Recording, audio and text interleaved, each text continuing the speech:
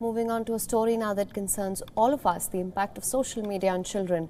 A few months back, a whistleblower revealed that Facebook is ruining the mental health of teenagers, that it's making children feel worse about themselves.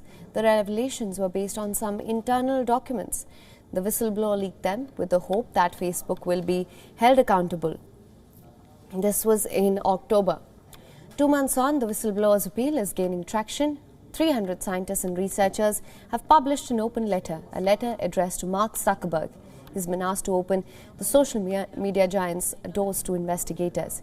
It is a small yet very significant step, and it tells you how the news around Facebook is slowly tightening.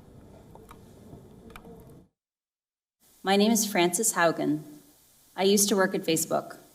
I joined Facebook because I think Facebook has the potential to bring out the best in us. But I'm here today because I believe Facebook's products harm children, stoke division, and weaken our democracy. 2 months back, this testimony took the world by surprise. Whistleblower Frances Haugen revealed how Facebook intentionally causes harm to young users. It erodes our faith in each other by ruining their mental health. On how it makes teenagers feel worse about themselves, Haugen appealed to the world to hold Facebook accountable for this. I came forward at great personal risk because I believe we still have time to act. But we must act now. 2 months on, her appeal is gaining traction. An international coalition of 300 scientists and academics has published an open letter to Mark Zuckerberg, asking him to open the company's doors to outside researchers who will investigate the effect of Facebook on a teen's mental health. The letter is a direct response to the internal documents released by Frances Haugen.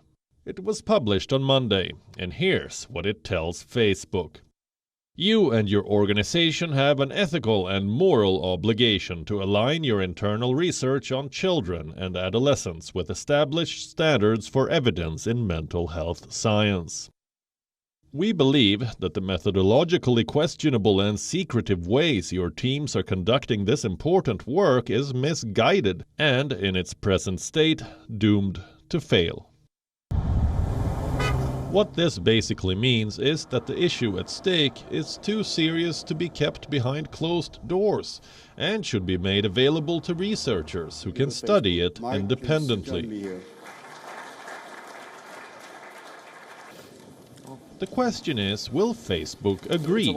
Not until others do, says the company. The networking giant feels that the issue of mental health is not limited to Facebook, but is in fact an industry-wide challenge.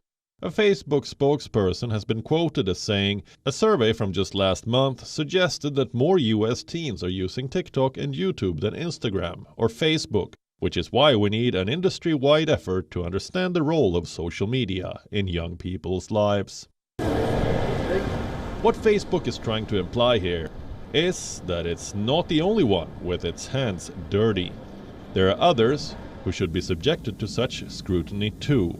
Does that whitewash Facebook's crimes? It does not. With 2.23 billion monthly average users, Facebook is the biggest social media platform globally. What it promotes impacts the minds of not just Americans, but of people across the world. This makes it a moral obligation for the company to come clean. Shifting the blame on other social media platforms is not going to help its case. It only makes the networking giant appear all the more guilty. Bureau Report, WION, World is One. WION is now available in your country. Download the app now. Get all the news on the move.